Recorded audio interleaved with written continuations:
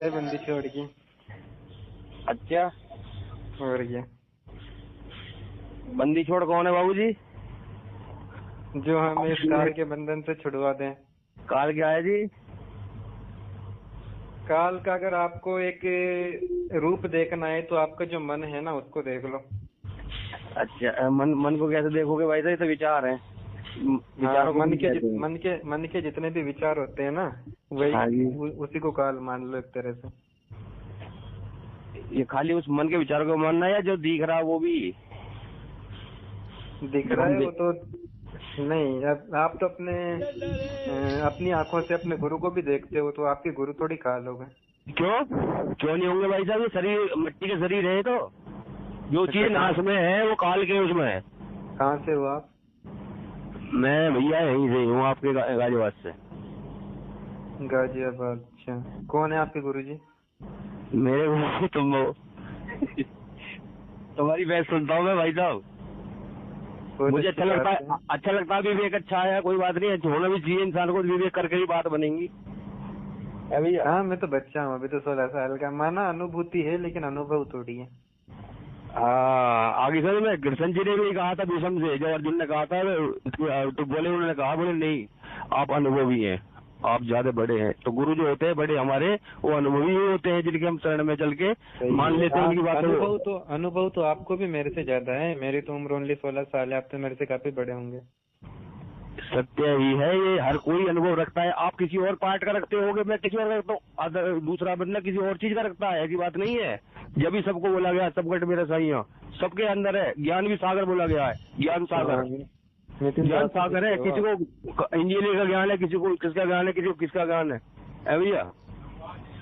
अगर हम आध्यात्मिक दुनिया से निकलते हैं तो राजनीतिक ज्ञान, भौतिक ज्ञान, सामाजिक ज्ञान, विज्ञान कितने हैं भाई साहब? मैंने आपके गुरुजी का नाम पूछा है, आपके गुरुजी कौन है? मैं बता रहा हूँ, मेरे गुरु जी आप ही हो। अगर मैं आपसे सीख रहा हूँ तो भाई एक बच्चा भी गुरु हो सकता है, अगर उसे सीखने को मिल जाए तो। नहीं, सच्चा गुरु अलग चीज होता है। सतगुरु कौन है, मेरे कहने का मतलब? है आपके सतगुरु कौन है? मेरे तो भैया सभी गुरु हैं, सब गुरु पे प्रणाम है भाई। हरी तो ऐसे नहीं होता है। अपने एक शिष्य की पहचान ना उसके गुरु से होती है। गुरु से होती है, माता पिता से नहीं होती है।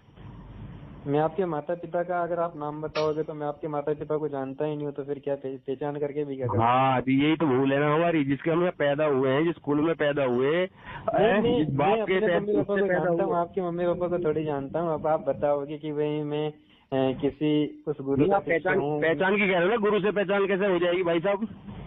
तभी तो आप ये बताओ पहले। आप जैसे नाम बताओगे किसी गुरु जी का कि भाई मेरे वो गुरु हैं, मुझे आपको पूरा का पूरा पता लग जाएगा कि आपका क्या ज्ञान है, आपके कौन इष्ट हैं, आप क्या भक्ति साधना करते हो, सब कुछ। माता पिता और गुरु चरणों में विनवत बारंबार, हम पे किया बड़ा उपकार। जब से हम पैदा हो रहे हैं यहाँ दूसरे ही चला रहे हैं हमें, हम अपने आप तो चल ही नहीं रहे। नहीं, देखो, मैं आपसे ज्ञान चर्चा उसके बाद करूंगा जब आप अपने बारे में थोड़ा सा बताओगे। आपके गुरुजी कौन है, आपके इष्ट कौन है, ये दो चीजें बताओ। मेरा इष्ट वो है जहाँ जाके जीव संसार में वापसी नहीं आता, बस। अरे वो तो जगह है जहाँ जाके वापस नहीं आता। जगह तो है ही नहीं, वो मेरे दोस्त। जगह होती तो मैं कहता ही नहीं यार, जगह होती तो मुझे बड़ी खुशी होती, मैं इस चीज में ही था बस। अच्छा, नितिन दास के शिष्य हो आप? नहीं, मैं रामपाल जी का शिष्य भी हूँ, कहीं सोच रहे हो आप? अच्छा, बहुत अच्छी बात है। मैं कबीर जी का भी हूँ, मैं तुलसीदास जी का भी हूँ, नानक जी का भी हूँ, पलटू दास जी का भी हूँ। सभी संतों को मानता हूँ मैं। मुझे खाली वो चीज चाहिए, मुझे उससे मतलब नहीं है कि कौन क्या कह रहा है। अरे इससे पहले गरीबदास जी भी थे, तो इंजीनियर थे, उसके बाद ही तो लाइन में है जो गुरु जी ने पदवी बिठा दी। उससे पहले कौन जानता था इनको? है भैया, बात तो पीछे चली आ रही है ना, पीछे से ज्ञान चला रहा, कबीर साहब का तो आ रहा है। आप तो बताओ मेरे लिए क्या सेवा है? मैं पूछना चाह रहा हूँ आपसे, आप बातें तो अच्छी करते हो, विवेक अच्छा है, छोटी उम्र में बड़ा अच्छा लगता है सुन के जी। पर एक में आप कह रहे थे आत्मदेव, आत्मा का देवता। बिल्कुल। तो भाई साहब मुझे एक चीज का, एक छोटी सी बात है, रामपाल जी जो है इनके में वो लिखा हुआ है, जब तक भक्ति है कामना तब लेकिन निष्फल सेव, कह कबीर वे क्यों मिले निष्कामी निज देव। बिल्कुल। ये क्या है बाबूजी? जब तक कि अपन सकामना से भक्ति करते हैं ना, कहने का मतलब कि कोई लाभ चाह करके कि हे परमात्मा मेरा ये काम हो जाए, मुझे हाँ। सुन लेना, ठीक है, मैं बता रहा हूँ बिल्कुल कि बिल्कुल। हे परमात्मा मेरा ये काम हो जाए। जैसे किसी को नहीं दिखाई देता है तो वो पूजा करे परमात्मा की, परमात्मा मेरी आंखें आ जाए। तो ये होती है से काम वाली भक्ति, मतलब अपने कार्य की सिद्धि के लिए जो भक्ति की जाती है वो वाली। तो ये जो भक्ति है ये तो मतलब अपने कार्य की सिद्धि के लिए होती है। लेकिन परमात्मा की भक्ति अगर अपन बिना अपने कार्य की सिद्धि के लिए करें तो वो होती है निष्काम भक्ति। यानी कि जब अपन परमात्मा की निष्काम भक्ति करते हैं तो उसके बाद हमें मतलब मोक्ष प्राप्त होता है। और कौन हमें मिल कौन रहा है फिर? निज राम का मतलब होता है अपना राम, यानी अपना परमात्मा। अपना राम, अपना राम। वो कौन सा भाई साहब? वो वही है कबीर परमात्मा। वो कैसे है बाबूजी? निज राम वही है ना, जैसे निज पिता अपना पिता, निज मन अपना मन, उसी तरह से निज राम यानी अपना राम। नहीं, अगर सोने के तुम कुंडल बना दोगे, आभूषण अलग अलग बन जाएंगे तो सोना बदल गया ना, या एक ही सोना ही रहेगा, वो अलग कुछ हो गया? देखो अगर आप मान लो दूध से दही बना दो और आप कहो दही और दूध दोनों एक है, तो ऐसे एक थोड़ी है। नहीं नहीं नहीं, वो तो उसकी स्थिति बदली है ना भाई साहब, कुछ उसमें वो ही है ना, नीचे से हाँ ऊपर तो तक गिरा हुआ अगर है। आपने दूध से दही बना दिया तो क्या आप दही से वापस दूध बना सकते हो? दूध दही की बात नहीं चल रही बाबूजी, ये सोने की बात चल रही है। हाँ तो उसी तरह से आप उस से दोबारा सोना बनेगा नहीं बनेगा, ये बताइए आप मुझे। नहीं, यहाँ सोने की बात थोड़ी, यहाँ परमात्मा की बात चल रही है। भाई साहब तत्व की बात चल रही है, तत्व करोगे नहीं करोगे आप? अच्छा, तो मतलब सोना तत्व है और दूध तत्व नहीं है? तत्व कैसे कर दोगे इसके बताइए आप? वो तो स्थिति बदल रहा है, दोबारा नहीं बन पा रहा। मगर अब आभूषणों को आप सोने के को अगर गला दोगे, पिघला दोगे तो दोबारा सोना बनेगा नहीं बनेगा? नहीं, आप सोने को क्यों लेके आ रहे हो यहाँ पे? इसलिए लेकर आ रहा हूँ कि स्थिति उसकी बदली हुई है। वो कुंडल बना, नाक की लौंग बनी, गले का हार बना, मगर वो इकट्ठा कर दिया, बाद में पिघला के फिर दोबारा वही बन गया। वो दूध से भी तो दही बनाते हैं, दही से छाछ बनती है, फिर क्या आप छाछ से? और ये वापसी तो नहीं हो रहा भाई, ये वापसी नहीं हो रहा। तभी तो आप छाछ से दूध नहीं बना सकते हो ना। अगर आप छाछ से दूध बनाना चाहोगे तो आपको पहले तो छाछ से दही बनाना पड़ेगा। अगर आपके अंदर बनाने की कैपेसिटी है तो फिर आप दही से दूध बना सकते हो। इसी तरह से अगर आपको परमात्मा बनना है तो परमात्मा बनने के लिए पहले तो आपको इस जीवात्मा से हंस आत्मा के रूप में आना पड़ेगा, और फिर हंस आत्मा से आप परमात्मा बन सकते हो। वो कैसे बनेंगे बाबूजी? वो बिल्कुल, वो हमारे गुरुदेव जी बताते हैं सार शब्द मिलने के टाइम पे कि जब जैसे अपने यहाँ पे जो है ना जीवात्मा रूप में है, जब अपन सतलोक में चले जाते हैं तो वहाँ पे अपन हंस आत्मा रूप में जाते हैं, और वहाँ से फिर वहाँ की फिर साधना होती है परमात्मा बनने की। वो साधना नहीं यहाँ पे नहीं है। अच्छा बाबूजी, एक बात और निज सुख आत्म राम है, दूजा दुख अपार, मनसा वाचा कर्मणा कबीरा सुधरंसार, इसका भी अर्थ बताइए आप मुझे। अब निज सुख आत्म क्या है, एक बार वापस बोलो। ये डेली पढ़ते हो आप? गुरु जी की वाणी है ये जो डेली पढ़ते हो नित्यनेम में? पढ़ते हैं। निज सुख आत्म राम है। हाँ, दूजा दुख अपार, यानी कि बस परमात्मा की भक्ति में ही सार है, कहने का मतलब उस परमात्मा के नाम। कहाँ खो रहे हो बाबूजी, कहाँ खो रहे हो? क्या कह रहे? निज सुख आत्म राम है, दूजा दुख अपार। दूजा भी कह रहे हैं, दूजा नहीं है, दूजा का आप नाम नहीं कर सकते भाई साहब इसमें। ये तो देखो आप भाई साहब, दूजा का मतलब तो बाकी सारी चीजें आ गई। दूजा में जितने भी काम ऐसे कैसे कह दो यार? दूजा का मतलब दूसरा होता है, कोई भी अदर चीज। हाँ, इसीलिए भोले बाबा भी कह रहे हैं, देख विचार करवाई पराधीन सपने सुख नहीं। अगर तुम दूसरे का दीन हो तो सुखी नहीं रह सकते कभी भी। जी बताइए, और बताओ। आप बताओ ना, इसका हो सकता है मेरी गलत हूँ भाई साहब, ऐसे हो सकता है, मैं नहीं कह रहा इस चीज को है भैया जी, ऐसा होता है। हाँ तो मैं तो बता रहा हूँ ना, इसका जो अर्थ है मेरे अनुसार तो यही है कि वे परमात्मा की भक्ति में ही सार है। उसी निज सुख आत्म राम है। यदि हमें सुखी बनना है, खुद को सुखी बनाना है, तो उसके लिए परमात्मा आत्म राम यानी कि आत्मा के राम की पूजा करनी पड़ेगी, तभी जाकर के सुख बन सकता है। और बाकी अगर कोई भी अपन सांसारिक काम में या फिर इनमें सुख ढूंढते हैं तो इनमें तो दुख अपार है, इनसे सुख नहीं मिल सकता है। मेरे अनुसार तो ये है। अगर फिर आपके अनुसार कोई और हो तो हमें भी बताओ। जब सब जगह तुम्हें एक ही परमात्मा मिलेगा फिर क्या करोगे भाई साहब?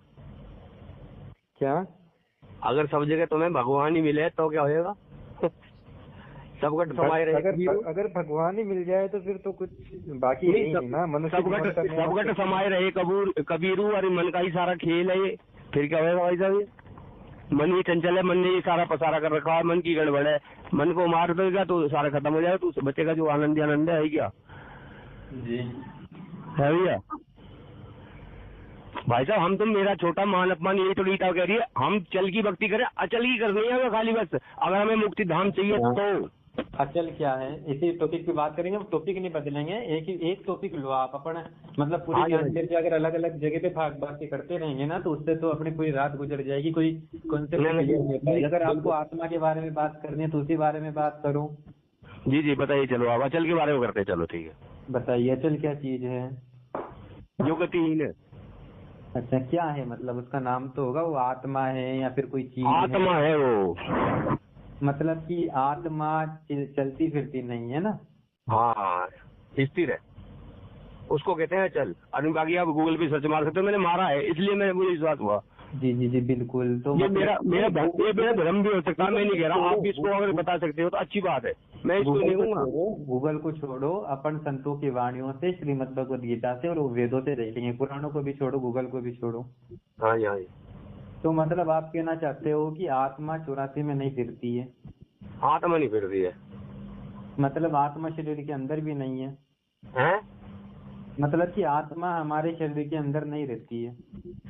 बिल्कुल नहीं रहती है। इसका मतलब श्रीमद् भगवद गीता झूठी है? हैं? इसका मतलब श्रीमद् भगवद गीता झूठी है? ये जीवात्मा है बाबूजी। नहीं, आत्मा लिखा है स्पष्ट, जीवात्मा नहीं, इस आत्मा ही लिखा है। श्रीमद् भगवद गीता अध्याय 2 का श्लोक 30 पढ़ के देखो, उसमें लिखा है कि हे अर्जुन, ये सभी के शरीर में स्थित जो आत्मा है यह हमेशा ही अमर है और ये सभी के शरीर के अंदर स्थित है। अच्छा। अब शरीर के अंदर स्थित है तो यानी कि जब हम मरेंगे तो ये हमारे शरीर में से निकल करके गधे कुत्ते सुअर के शरीर में भी जाएगी। वो क्यों जाएगी? ऐसा तो नहीं है जाएगी ऐसा तो नहीं है भाई साहब, इसमें भी सुरती का खेल बता दिया गया था। जड़ भरत का एक प्रसंग सुना होगा आपने? अगर मान लो हमारे सुनो तो, अगर हमारे शरीर में है बाकी के शरीरों में जाएगी तो फिर आत्मा अचल कहाँ हुई? शरीर में है ही कहाँ वो? फिर गीता जी में लिखा है ना, गीता अध्याय 2 का श्लोक 30 पढ़ लो आप। भाई साहब आप किसकी बात कर रहे हो पता? तो उसकी परम पद की खोज लिखा है गीता में, उस परम पद की खोज करनी चाहिए जहाँ जाकर जीव वापसी नहीं जाती है। मनुष्य का धर्म है ये पहला। अरे भगत जी यार, आप वापस टॉपिक चेंज कर रहे हो, अभी आत्मा के बारे में बात हो रही है। अरे भाई वही तो मैं कहना चाह रहा हूँ आपसे कि वही चीज पे आ रहे हैं हम उसको सोच रहे हैं कि वो चीज है क्या। आप एक काम करो, अगर आपके पास श्रीमद् भगवद गीता हो तो वो उठाओ, नहीं हो तो आप नेट पे सर्च करो गीता अध्याय 2 का श्लोक 30। आप 24 वाला कर लो ना एक बार पहले, आप 2 का 24 में ही कर लो बस खाली। नहीं, वो आप टॉपिक चेंज कर दोगे। नहीं अचल की लिखी है वैसे में, अचल है, आत्मा के बारे में तो लिखा अविनाशी और अचल है वो जब तक इस शरीर में है ना, हमारे शरीर में, तब तक अचल है, उसके बाद चल जाएगी। वो श्रीमद् भगवद गीता अध्याय 2 के श्लोक 30 के अनुसार, देखो 30 में क्या लिखा है, मैं पढ़ के बता देता हूँ। ये लिखा है, देही नित्यम अवस्थिये अयम देहे सर्वस्य भारत तस्मात् सर्वाणि भूतानि न त्वं शुचितुम हर्षसि। हे अर्जुन, यह देही यानी कि शरीर में स्थित आत्मा सदा ही अविनाशी है। इस कारण से तू संपूर्ण प्राणियों के लिए शोक करने योग्य नहीं है, यानी कि तू सभी को मार सकता है, क्योंकि ये जो आत्मा सभी के शरीर के अंदर है ये नहीं मरेगी तेरे मारने से, ये दूसरे शरीर में चली जाएगी। अच्छा कौन जा रही है? क्या जीवात्मा जा रही है बाबूजी?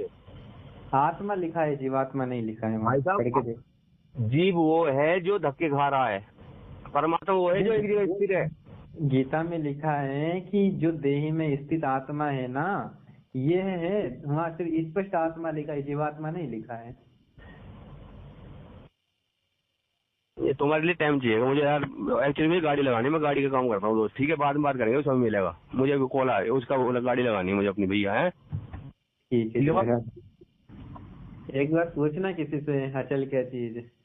अचल बाबूजी आप भी पूछ सकते हैं, अचल वही होता है जो चलता नहीं है, गतिहीन नहीं है। फिर मतलब आत्मा तो अचल नहीं है ना, क्योंकि आत्मा तो शरीर में रह रही है, जो चीज शरीर में है वो मरने। अरे भाई इसमें ये नहीं है, इस गीता का 18वें अध्याय में कहा कि अगर तू परम शांति परम ज्ञान पाना चाहता है उसी शरण में जा, किसकी में? जो शरीर में अंतर में परमेश्वर है, वो तुझे उसकी कृपा से मिलेगा तुझे। अब जो भी कुछ मिलेगा वही तुझे बताएगा तेरे उसका हिसाब।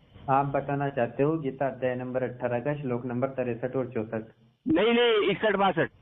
अच्छा 61 में तो कहा है कि हे अर्जुन, वो जो परमात्मा है वो सभी के हृदय में स्थित है। नहीं वो नहीं कहा है, वो चीज भूल जाओ आप। भगत जी उसने 18 कहा कि शरीर रूपी अंतर में जो अंतर में परमेश्वर है उसकी शरण में जा तू, उसकी कृपा से ही पूर्ण शांति परम शांति को प्राप्त होगा, सनातन परम धाम को। 18 के 61 में ये लिखा है कि वो जो परमात्मा है वो सबके हृदय में है, और 62 में लिखा है कि हे अर्जुन तू सर्वभाव से उस परमेश्वर की शरण में जा, उसी की कृपा से तू परम शांति को और सनातन परम धाम को प्राप्त होगा। किसकी से? जो परमात्मा हृदय में रहता है उसकी से। हाँ, जो अंदर वाला जो उसकी कृपा से मिलेगा वो बताएगा तुझे अब क्या राग मिलेगा। हाँ, समझ तो गए? ये बताओ। जीव आत्मा, ये जीव को आत्मा दोनों चीजें मिलके अब बनेंगी आगे, ये इनको ज्ञान विवेक मिलेगा। हृदय में कौन सा परमात्मा रहता है ये बता दो। हैं? हृदय में कौन सा परमात्मा रहता है? हृदय में नहीं, ये जो शरीर रूपी अंतर में जो तेरा अंतर में परमेश्वर है। और यही बात ये भी कह रहे हैं अंतर्यामी एक तो आत्म के आधार, जो तुम छोड़ो हाथ तो कौन तारे पार। गरीदास जी भी कह रहे हैं बात को भाई साहब। अध्याय 18 का श्लोक 61 सर्च करो पहले तो। आपने अच्छे से पढ़ा नहीं है शायद उसको। एक सेकंड रुक जाओ यार भाई, सॉरी यार इसके लिए भाई, रुकिए बाबू। मैं पढ़ के बताता हूँ आपको क्या लिखा है। ये लिखा है, इसमें लिखा है हे अर्जुन, परमेश्वर प्रत्येक जीव के हृदय में स्थित है। और इसमें लिखा है 61 में कि